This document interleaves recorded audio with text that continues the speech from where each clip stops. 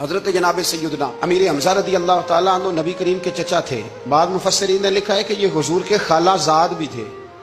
ان کی والدہ اور حضرت آمنہ دونوں بہنیں تھیں، اور ان دونوں نے ایک ہی لونڈی سویبہ کا دودھ بھی پیا تھا۔ رضائی بھائی بھی تھے، کچھ نے لکھا ہے 4 سال بڑے تھے، کچھ نے لکھا ہے 2 سال بڑے تھے، کچھ نے لکھا ہے صرف 6 مہینے عمر زیادہ تھی نبی پاک، صرف 6 مہینے۔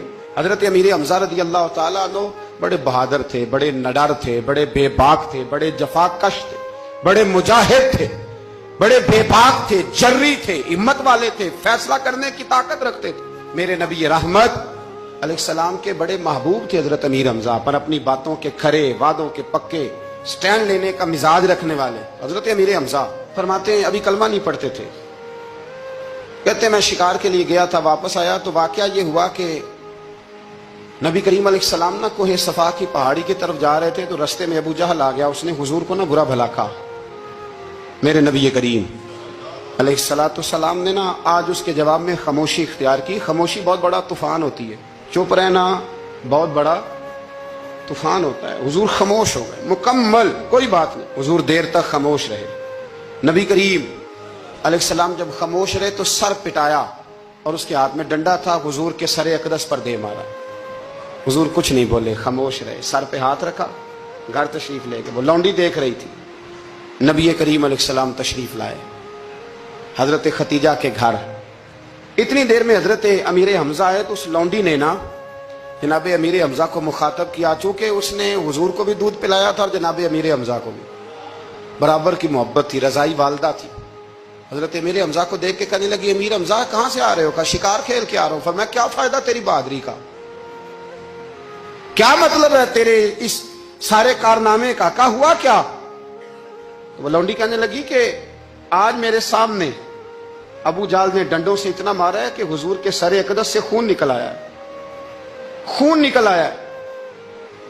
مجھے پتا ہے ابو جہل یہ ظلم اس لیے کرتا ہے کہ محمد ابن عبداللہ کے والد موجود نہیں۔ آج اگر ان کے والد ہوتے، دادا عبد المطلب ہوتے، تو پھر میں دیکھتی تھی کون ان کے قریب آتا۔ یہ لفظ کہے نا تو جناب امیر حمزہ رو پڑے۔ شکار وہیں پھینکا، درخت سے ڈنڈا توڑا۔ ابو جہل بیٹھا تھا حرم مکہ میں، کفار کے درمیان ٹولیاں بنا کے وہاں گئے اور زور سے ڈنڈا اس کے سر پہ مارا، اور ڈنڈا مار کے کہنے لگے تجھے شرم نہیں آتی؟ میرے بھتیجے کو لاوارث سمجھتے ہو؟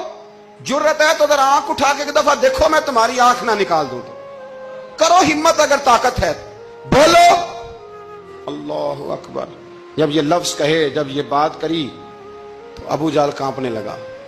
کچھ لوگوں نے چاہا حضرت امیر حمزہ کے معاملے میں مداخلت کرنی، پر کہنے لگا چپ کر دو، تمہیں پتہ نہیں یہ شیر بڑا ہے، یہ دلیر ہے، یہ طاقتور ہے، خبردار کوئی بات نہ کرنا۔ اللہ اکبر۔ حضرت امیر حمزہ وہاں سے نہ نکل کے تو سیدہ ختیجہ کے گھر آئے۔ سیدہ ختیجہ الکبریٰ رضی اللہ تعالیٰ عنہ نا نبی کریم کو مرہم پٹی کر رہی تھی۔ حضور نے چچا کا چہرہ دیکھا تو آنکھوں میں آنسو آ گئے۔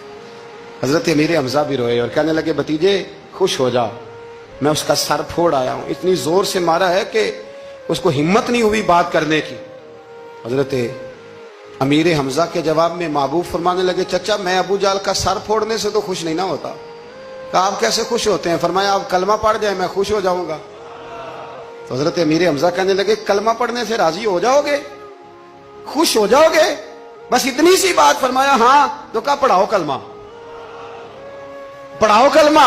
حضرت محبوب کریم نے کلمہ پڑھایا اور جناب امیر حمزہ اسی وقت مسلمان ہو گئے۔